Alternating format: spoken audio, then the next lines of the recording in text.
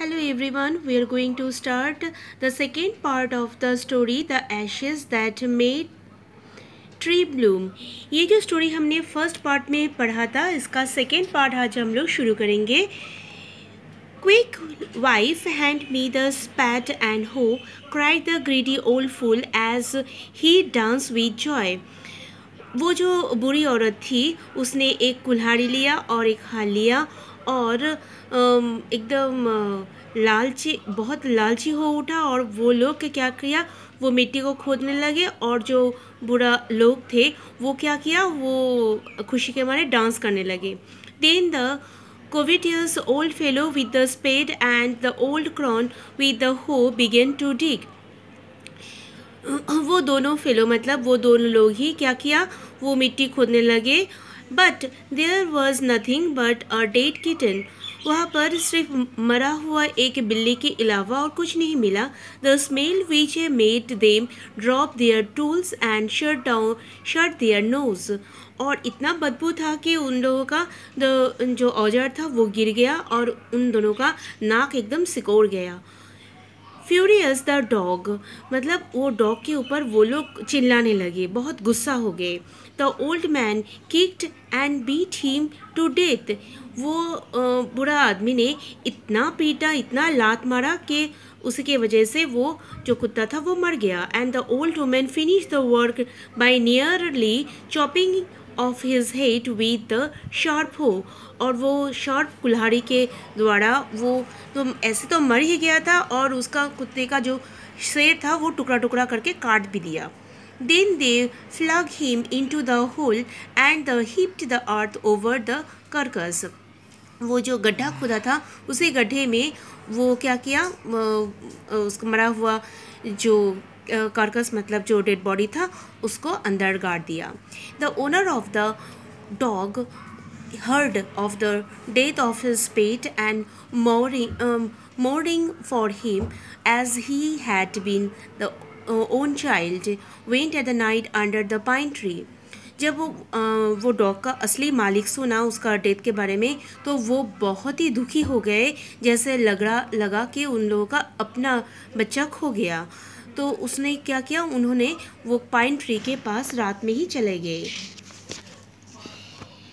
He set up some bamboo tubes in the ground such as used before the tombs।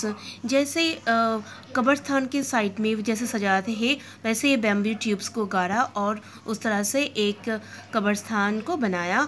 In which he put fresh flowers और वहाँ पर सुंदर खुशबूदार flower से सजाया। Then he laid a cup of water and tray of the food on the grave and burned several costly sticks of incense।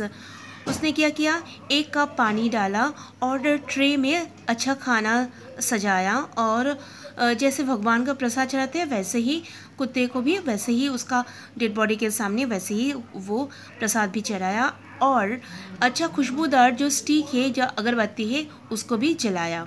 He mourned a great while over his pet, calling him many dears name as if he were alive। जैसे वो जब वो जिंदा थी जैसे अलग अलग नामों से पुकारते थे वैसे ही वहाँ पर जाके भी अच्छा सा नाम से पुकारा वो डॉगी को और वो लोग बहुत ही दुखी हो गए थे।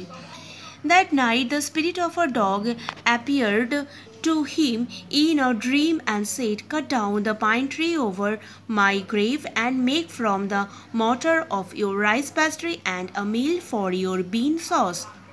उसी रात में वो डॉग ने उन लोगों को सपने में आया और बोला जहाँ पर वो पाइन ट्री था वो उसको काटो, उसको बीच में एक बड़ा सा बोल मतलब एक कटोरी बनाओ जिससे वहाँ पर राइस पेस्ट्री और बीन सॉस बन सके। So the old man chopped down the tree and cut of the middle the trunk and section about the 2 feet long। इसके बाद वो ओल्ड मैन गया, अच्छा जो आदमी था वो वुड पाइन ट्री को काटा, उसको 2 सेक्शन में बांट दिया और 2 फीट के बराबर उसको काट दिया। With a great labor partly by the fire, कुछ पार्ट उसने फायर से जला दिया, partly by grizzle and scrap out the hollow place a big as a small bowl. वो पाइन ट्री के एकदम बीचों बीच एक बड़ा सा कटोरी बनाया लकड़ी का. He then made a long handle hammer of wood, such a use for the pounding rice. और राइस को पाउंडिंग मतलब वो राइस पाउडर बनाने के लिए जिस तरह सा एक हैमर चाहिए था उस तरह से एक हैमर बड़ा सा हैंडल वाला वुडन हैमर बनाया. When the New Year's time drew near, he wished to make some rice pastry. तो न्यू ईयर के टाइम उसको राइस पेस्ट्री बनाने का मन हुआ. When the rice was all boiled, Granny put into the mortar. The old man lifted his hammer to pound the mash into the dough, and the bowls and the blow fell heavy and fast till the pastry was all ready for baking.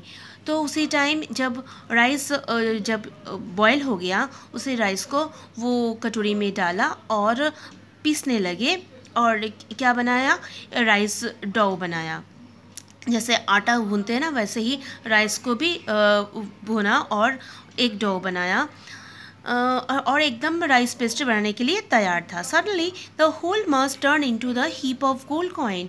अचानक से वो rice का जो dough था वो पूरा gold coin में मतलब सिक्के में बदल गए, सोने के सिक्के में बदल गए. When the old woman took the hand mill and filled in the beans, began to grind, the gold dropped like the rain. और जब भी वो औरत ने मतलब अच्छा वाला औरत ने वो बीन सॉस बनाने के लिए मतलब जाने के लिए कोशिश किया, तभी क्या किया, वो जो गोल्ड कॉइन एकदम बारिश की तरह उछल के निकलने लगे. Meanwhile the envious the neighbor peeped in at window when the boiled beans were being ground. जब भी वो बीन को ग्राउंड करने लगे तभी दूर से वो जो बूढ़े कपल थे वो झांक के देखने लगे खिड़की से. पीप मतलब झांकना, अपने खिड़की से देखने लगे क्या क्या हो रहा है. Goody me, cried the old hag as she saw the